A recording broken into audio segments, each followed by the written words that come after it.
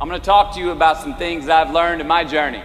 Most from experience, some of them I heard in passing, many of them I'm still practicing, but all of them I do believe are true.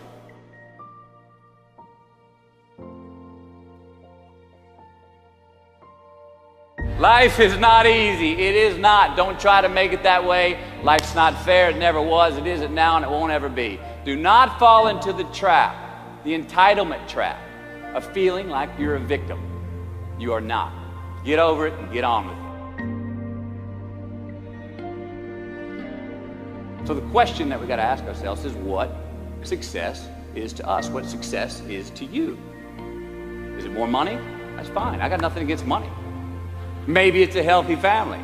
Maybe it's a happy marriage. Maybe it's to help others, to be famous, to be spiritually sound, to leave the world a little bit better place than you found it. Continue to ask yourself that question. Now, your answer may change over time, and that's fine. But do yourself this favor. Whatever your answer is, don't choose anything that will jeopardize your soul.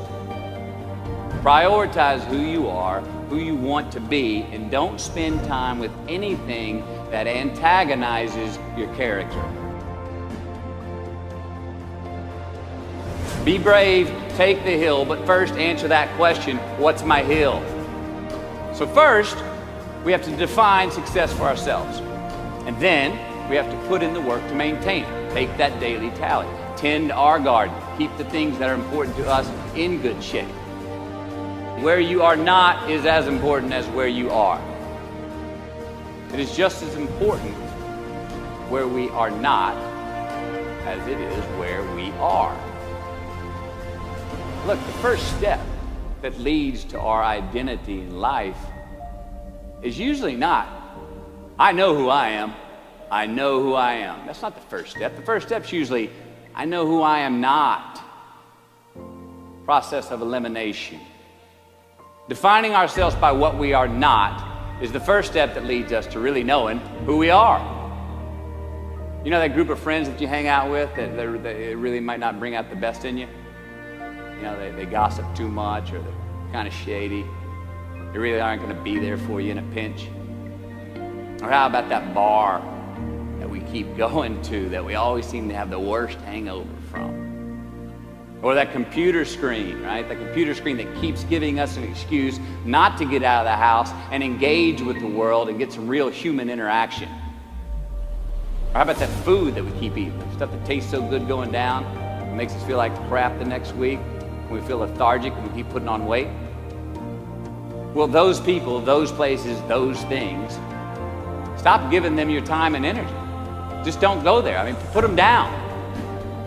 And when you do this, when you do put them down, when you quit going there, when you quit giving them your time, you inadvertently find yourself spending more time and in more places that are healthy for you, that bring you more joy. Why? Because you just eliminated the who's, the where's, the what's, and the when's that were keeping you from your identity. Like, trust me, too many options, I promise you, too many options will make a tyrant of us all. All right, so get rid of the excess, the wasted time. Decrease your options. If you do this, you will have accidentally, almost innocently, put in front of you what is important to you by process of elimination.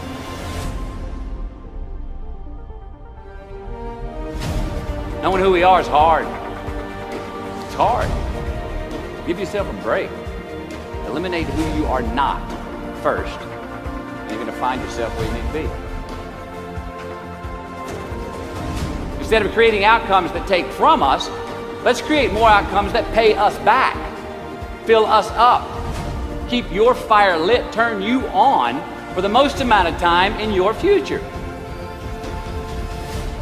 We try our best, we don't always do our best. Well, architecture is a verb as well. And since we are the architects of our own lives, let's study the habits, the practices, the routines that we have that lead to and feed our success. Our joy, our honest pain, our laughter, our earned tears. Let's dissect that and give thanks for those things.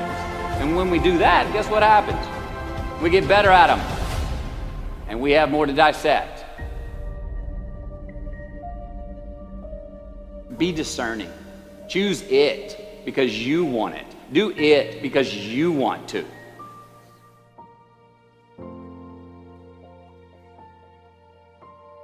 We're going to make mistakes. You got to own them. Then you got to make amends. And then you got to move on. Guilt and regret kills many a man before their time. So turn the page. Get off the ride. You are the author of the book of your life.